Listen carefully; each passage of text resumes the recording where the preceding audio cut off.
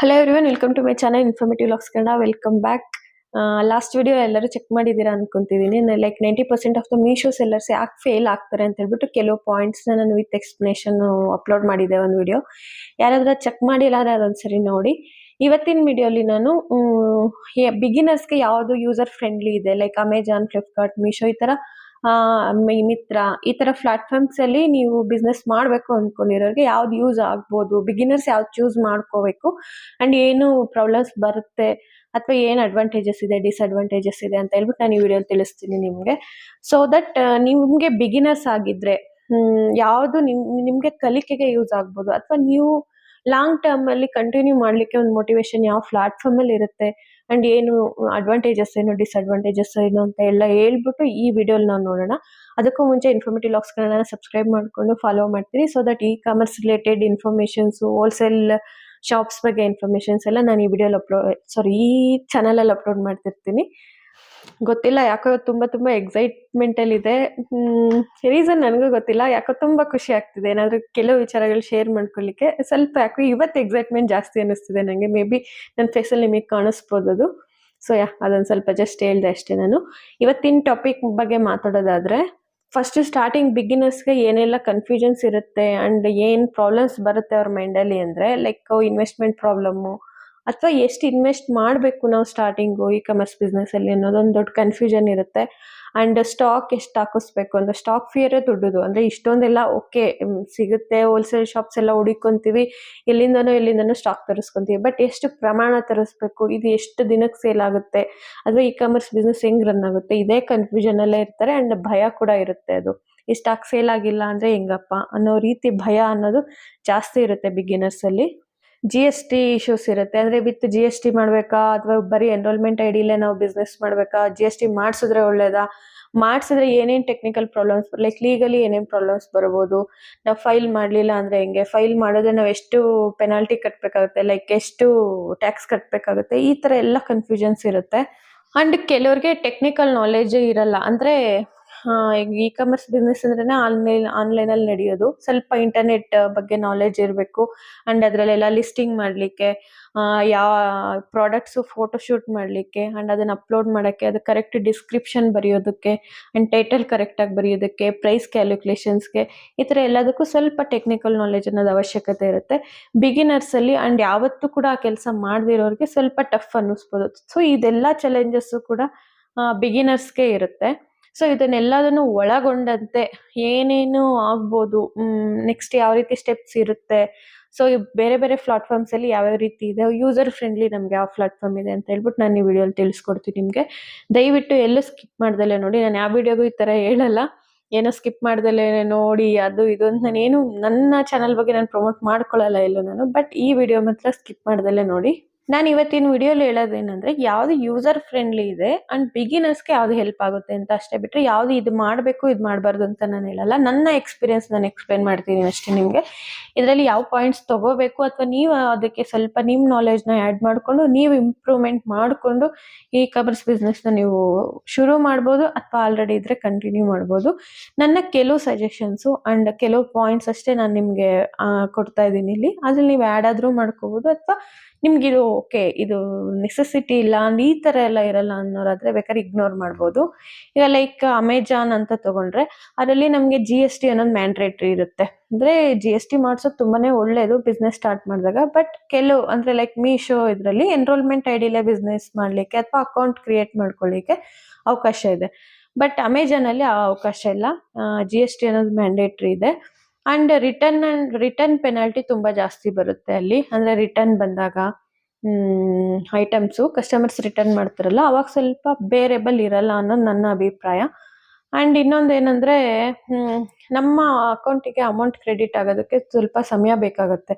ಅಂದ್ರೆ ಲೈಕ್ ಒಂದೊಂದು item 3 days only return or exchange ಅನ್ನೋ ಆಪ್ಷನ್ ಇರುತ್ತೆ.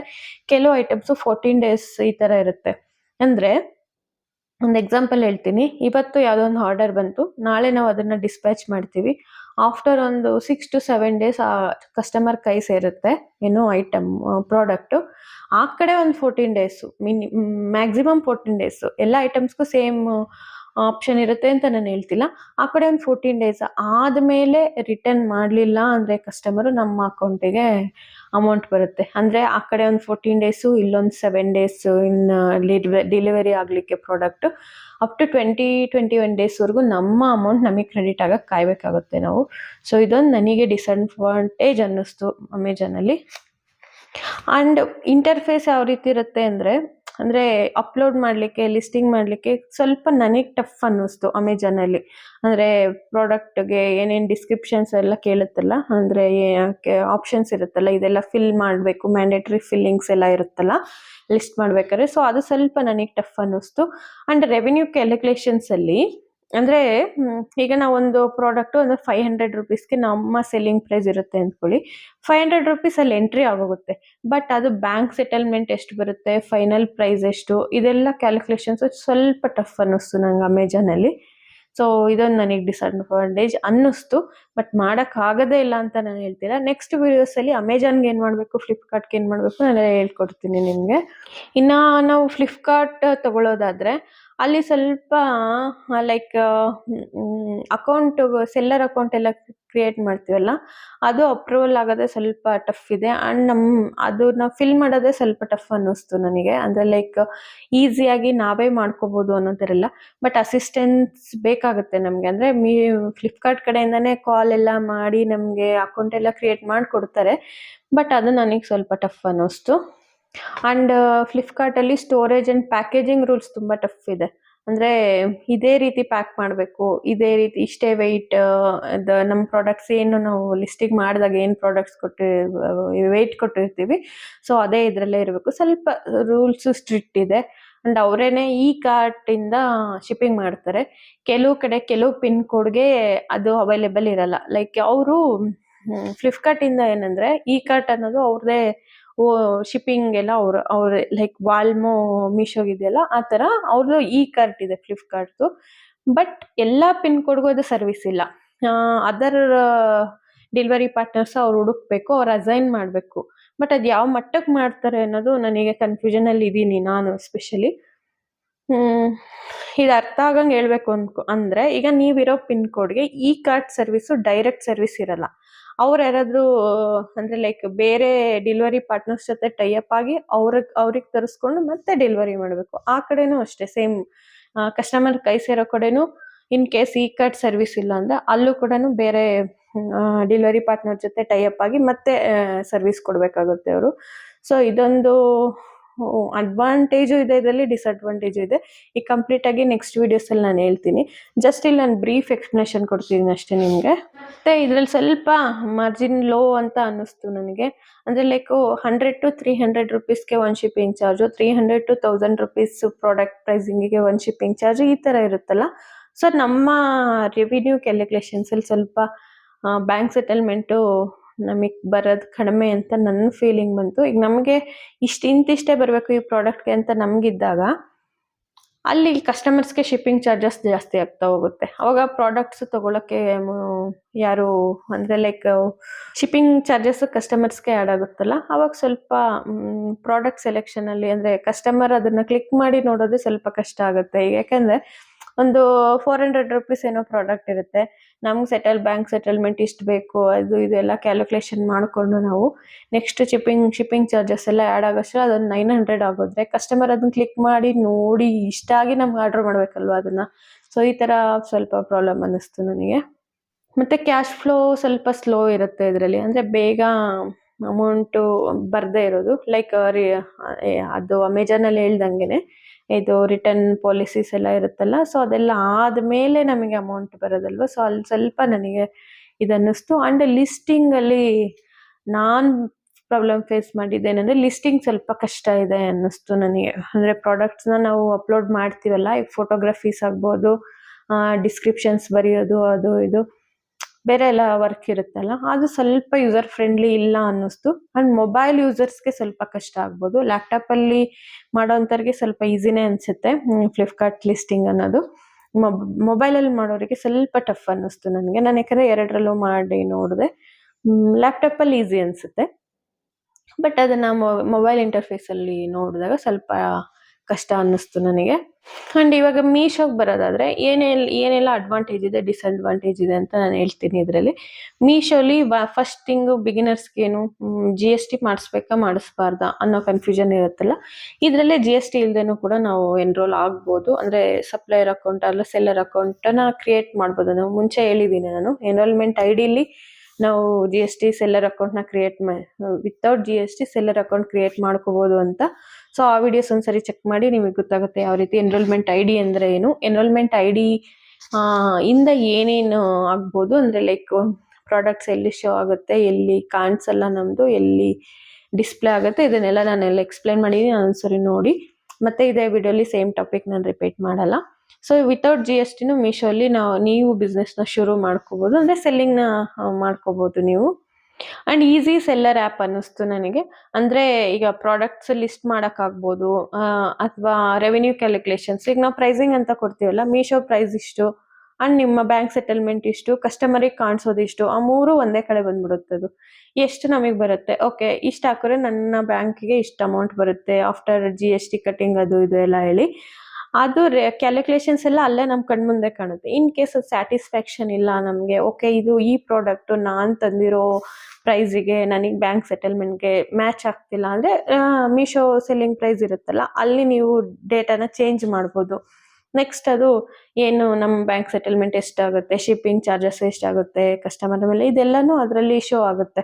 ಸೊ ಈಸಿ ಅನ್ನಿಸ್ತು ನನಗೆ. ಅಲ್ಲಲ್ಲೇ ಎಲ್ಲನೂ ನಮ್ಮ ಕಣ್ಮುಂದೆ ಕಾಣ್ಬಿಡುತ್ತಲ್ಲ. ಸೊ ಅದೊಂದು ಸ್ವಲ್ಪ ಯೂಸರ್ ಫ್ರೆಂಡ್ಲಿ ಅನ್ನಿಸ್ತು. ಆ್ಯಂಡ್ ಕಸ್ಟಮರ್ಸ್ಗೆ ಪ್ರಾಡಕ್ಟ್ನ ಆರ್ಡರ್ ಮಾಡ್ಕೊಳ್ಳೋದಕ್ಕೆ ಈಸಿ ಇಂಟರ್ಫೇಸ್ ಅನ್ನಿಸ್ತು. ಅಂದರೆ ಲೈಕ್ ಮೀಶೋ ಆ್ಯಪು ಯಾರು ಕಸ್ಟಮರ್ಸ್ ಯೂಸ್ ಮಾಡ್ತಾರಲ್ಲ ಆ ಆ್ಯಪಲ್ಲಿ ಕಸ್ಟಮರ್ಸ್ ಈಸಿಯಾಗಿ ಆರ್ಡರ್ ಮಾಡ್ಕೊಳ್ಳೋ ವ್ಯವಸ್ಥೆ ಈ ಸಿಸ್ಟಮ್ ಇದೆ ಅಂತ ನನಗೆ ಫೀಲ್ ಆಯಿತು.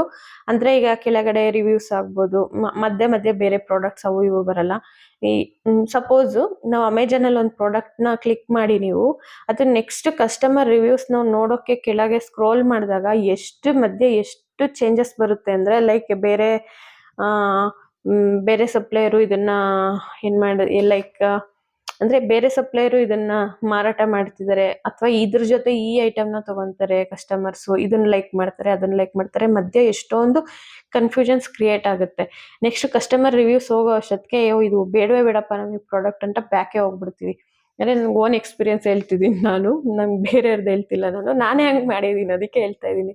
ಬಟ್ ಮೀಶೋಲಿ ಕಸ್ಟಮರ್ಸ್ಗೆ ಈಸಿಯಾಗಿ ಆರ್ಡ್ರ್ ಮಾಡ್ಕೊಳ್ಳೋ ಒಂದು ವ್ಯವಸ್ಥೆ ಇದೆ.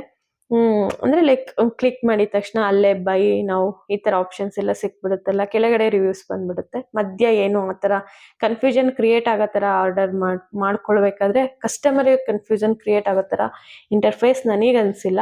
ಸೊ ಇದೊಂದು ಸ್ವಲ್ಪ ಯೂಸರ್ ಫ್ರೆಂಡ್ಲಿ ಅಲ್ವಾ, ಅದೊಂದು ನಂಗೆ ಅಡ್ವಾಂಟೇಜ್ ಅನ್ನಿಸ್ತು. ಆ್ಯಂಡ್ ಮೀಶೋಲಿ ರಿಟರ್ನ್ ಬಂದಾಗ ರಿಟರ್ನ್ ರಿಸ್ಕ್ ಏನಿರುತ್ತೆ ನಮ್ಮ ಮೇಲೆ ಅಂದರೆ ಸಪ್ಲೈಯರ್ಸ್ ಮೇಲೆ, ಅದು ಸ್ವಲ್ಪ ಮ್ಯಾನೇಜಬಲ್ ಅನ್ನಿಸ್ತು. 2 ಕಡೆ ಶಿಪ್ಪಿಂಗ್ ಚಾರ್ಜ್ ಆ್ಯಡ್ ಆಗುತ್ತೆ, ಅದು ಸ್ವಲ್ಪ ಮ್ಯಾನೇಜಬಲ್ಲು. ತೀರಾ ಹೈ ರೇಟ್ಸಲ್ಲಿ ಏನು ಬರಲ್ಲ. ಮ್ಯಾಕ್ಸಿಮಮ್ ನನ್ನ ನಾಲೆಜ್ ಪ್ರಕಾರ 160-165 ರುಪೀಸ್ ಅನಿಸುತ್ತೆ ಕೆಲವು ಪ್ರಾಡಕ್ಟ್ಸು. ಕೆಲವು ಕ್ಯಾಟಗರೀಸ್ ಮೇಲೆ ಡಿಪೆಂಡ್ ಆಗುತ್ತೆ. ಹಿಂಗೆ ವೆಯ್ಟ್ ಎಲ್ಲ ಜಾಸ್ತಿ 1 kg 2 kg ಮೇಲಿರೋ ಪ್ರಾಡಕ್ಟ್ಸ್ಗೆಲ್ಲ ಬೇರೆ ಶಿಪ್ಪಿಂಗ್ ಚಾರ್ಜಸ್ ಇರುತ್ತಲ್ಲ. ಸೊ ಮಾಮೂಲಿ ಕಾಮನ್ ಈಗ ಜ್ಯುವೆಲರಿ, ಕ್ಲಾತಿಂಗು, ಕಿಚನ್ ಐಟಮ್ಸ್ ಇವೆಲ್ಲ ಏನಿದೆ ಆಲ್ಮೋಸ್ಟ್ ಅವೆಲ್ಲ 160 ಅರೌಂಡ್ 180 ಈ ಪ್ರೈಸ್ ರೇಂಜಲ್ಲೇ ಇರುತ್ತೆ ಶಿಪ್ಪಿಂಗ್ ಚಾರ್ಜಸ್ ಎಲ್ಲ. ಅಂದರೆ ಡಬಲ್ ಶಿಪ್ಪಿಂಗ್ ಚಾರ್ಜ್ ಹೇಳ್ತಾ ಇದ್ದೀನಿ.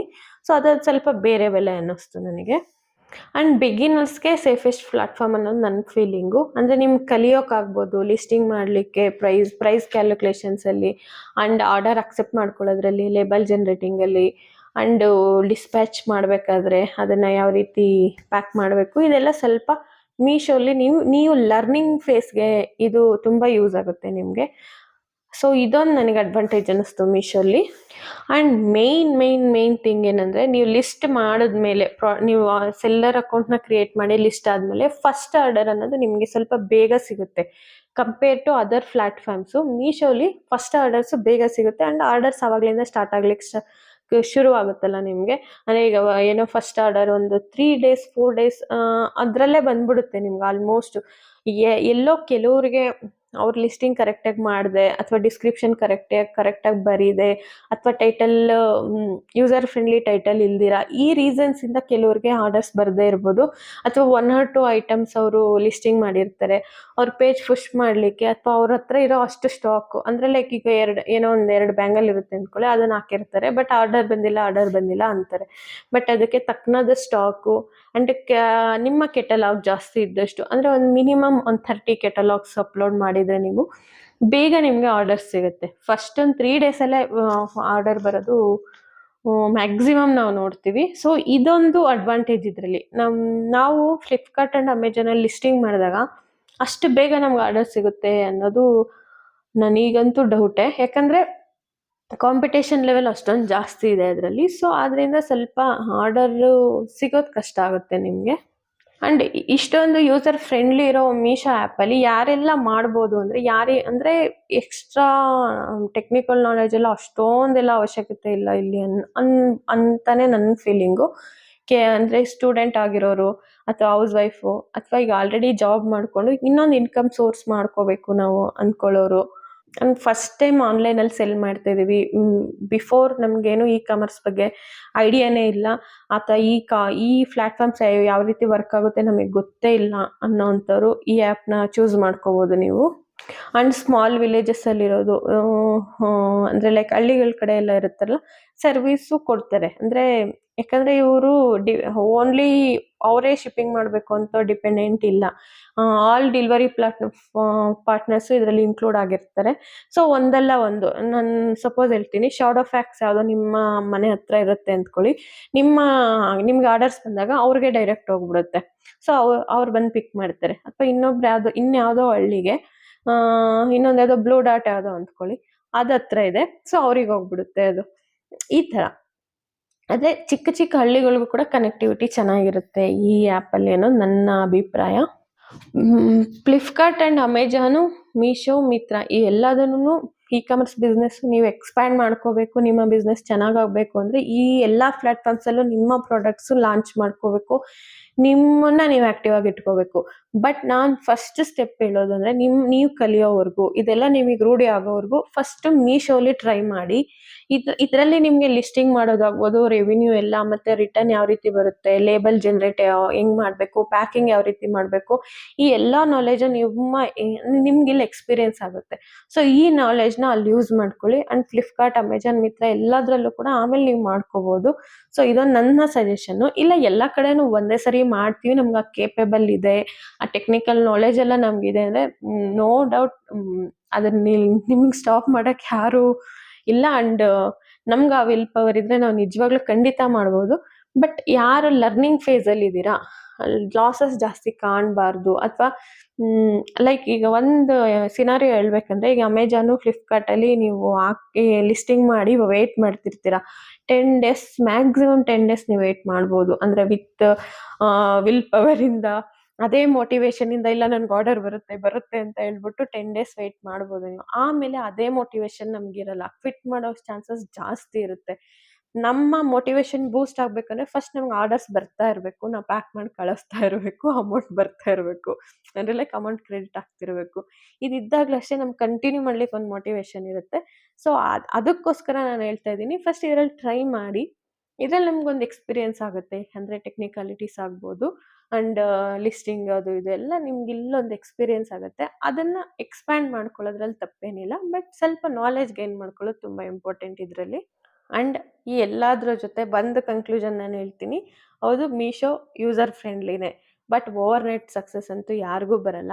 ಇವತ್ತು ನಾವು ಈ ವಿಡಿಯೋಲಿ ಹೇಳ್ಬಿಟ್ಟಿದ್ದಾರೆ, ಇವತ್ತು ಲಿಸ್ಟಿಂಗ್ ಮಾಡಿದ್ರೆ 3 ದಿನದೊಳಗಡೆ ಆರ್ಡರ್ ಬಂದ್ಬಿಡುತ್ತಂತೆ, ಆ ಥರ ಏನೂ ಇಲ್ಲ. ಬಟ್ ಆಗುತ್ತೆ, ವರ್ಕ್ ಆಗುತ್ತೆ, 90% ಆಫ್ ದ ಪೀಪಲ್ಗೆ ಆಗುತ್ತೆ. ಬಟ್ ನಿಮ್ಮ ಎಫರ್ಟ್ಸ್ ತುಂಬಾ ಮುಖ್ಯ. ಓವರ್ ನೈಟ್ ಸಕ್ಸಸ್ನ ಎಕ್ಸ್ಪೆಕ್ಟ್ ಮಾಡಬಾರ್ದು ನಾವು. ಇದರಲ್ಲಿ ಪೇಷನ್ಸ್ ತುಂಬ ಮುಖ್ಯ, ಆರ್ಡರ್ಸ್ ಡಿಸ್ಪ್ಯಾಚ್ ಮಾಡೋದು ಕರೆಕ್ಟ್ ಟೈಮ್ಗೆ ಮುಖ್ಯ, and quality of the product select ಮಾಡ್ಕೊಳ್ಳೋದು ಮುಖ್ಯ. ಇದೆಲ್ಲನೂ ಇನ್ಕ್ಲೂಡ್ ಮಾಡ್ಕೋಬೇಕು ನಿಮ್ಮ ಬಿಸ್ನೆಸ್ಸಲ್ಲಿ. ಇದಕ್ಕೆ ರಿಲೇಟೆಡ್ ಆಗಿ 90% ಆಫ್ ದ ಮೀಶೋ ಸೆಲ್ಲರ್ಸ್ ಯಾಕೆ ಫೇಲ್ ಆಗ್ತಾರೆ ಅಂತ ಹೇಳ್ಬಿಟ್ಟು ನಾನು ಒಂದು ವಿಡಿಯೋ ಅಪ್ಲೋಡ್ ಮಾಡಿದ್ದೀನಿ. ಅದೊಂದ್ಸರಿ ಚೆಕ್ ಮಾಡಿ ಅದ್ರಲ್ಲಿ ನಿಮ್ಗೆ ಒಂದು ಸ್ವಲ್ಪನಾದ್ರೂ ಇನ್ಫಾರ್ಮೇಷನ್ ಸಿಗ್ಬೋದು ಅಂತ ನನ್ನ ಅನಿಸಿಕೆ. ಸೊ ಕನ್ಸಿಸ್ಟೆನ್ಸಿಯಾಗಿ ವರ್ಕ್ ಮಾಡಿ, ಯಾವುದ್ರಲ್ಲೂ ಡಿಮೋಟಿವೇಟ್ ಆಗಬೇಡಿ ಆ್ಯಂಡ್ ಓವರ್ ಎಕ್ಸೈಟ್ ಆಗಬೇಡಿ. ಒಂದಿನ ಒಂದು 50 ಆರ್ಡ್ರ್ ಬರುತ್ತೆ, ಒಂದಿನ ಒಂದು 5 ಆರ್ಡ್ರ್ ಬರುತ್ತೆ. 5 ಬಂದಾಗ ಕುಗ್ಬಾರ್ದು, 50 ಬಂದಾಗ ಇವತ್ತು ಫುಲ್ ಬಿಸ್ನೆಸ್ ಆಗೋಯ್ತಪ್ಪ ನಮಗೆ, ಇನ್ನೇನು ಭಯನೇ ಇಲ್ಲ, ಇನ್ನು ನೆಕ್ಸ್ಟ್ ಡೇಯಿಂದ 100 ಬಂದ್ಬಿಡುತ್ತೆ. ಈ ಥರ ಮೈಂಡ್ಸೆಟ್ಟಲ್ಲಿ ಯಾವತ್ತೂ ಇರಬೇಡಿ. ಎವ್ರಿ ಡೇ ಫ್ರೆಶ್ ನಾಲೆಜ್ನ ನಾವೇನು ಗೇನ್ ಮಾಡ್ಕೋಬೋದು, ಇನ್ನೂ ಹೆಂಗೆ ಇಂಪ್ರೂವ್ ಮಾಡ್ಕೋಬೋದು, ಇನ್ನೂ ಈ ಬಿಸ್ನೆಸ್ನ ಹೆಂಗೆ ಎಕ್ಸ್ಪ್ಯಾಂಡ್ ಮಾಡ್ಬೋದು, ಸ್ಟಾಕ್ ಬಗ್ಗೆ ಕಾನ್ಸಂಟ್ರೇಟ್ ಮಾಡಿ ಸ್ಟ್ರಾಂಗ್ ಮೈಂಡ್ಸೆಟ್ಟಿಂದ ಬಿಸ್ನೆಸ್ನ ಸ್ಟಾರ್ಟ್ ಮಾಡಿ, ಅಥವಾ ಈಗ ಆಲ್ರೆಡಿ ಸ್ಟಾರ್ಟ್ ಮಾಡಿರೋರು ಇನ್ನೂ ಚೆನ್ನಾಗಿ ವರ್ಕ್ ಮಾಡಿ ಅಂತ ಹೇಳ್ತಾ ಈ ವಿಡಿಯೋ ಮುಗಿಸ್ತಿದ್ದೀನಿ. ಇದೇ ರೀತಿ ಇನ್ಫಾರ್ಮೇಷನ್ಗೋಸ್ಕರ ಇನ್ಫಾರ್ಮೇಟಿವ್ ವ್ಲಾಗ್ಸ್ನ ಸಬ್ಸ್ಕ್ರೈಬ್ ಮಾಡ್ಕೊಂಡು ಫಾಲೋ ಮಾಡ್ತೀರಿ.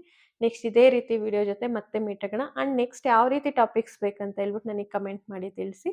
ನಾನು ನೆಕ್ಸ್ಟ್ ವಿಡಿಯೋಸಲ್ಲಿ ಇನ್ಕ್ಲೂಡ್ ಮಾಡ್ಲಿಕ್ಕೆ ಟ್ರೈ ಮಾಡ್ತೀನಿ. So that's it for today. Next ಇದೇ ರೀತಿ ವಿಡಿಯೋ ಜೊತೆ ಮೀಟ್ ಆಗೋಣ. Thank you so much.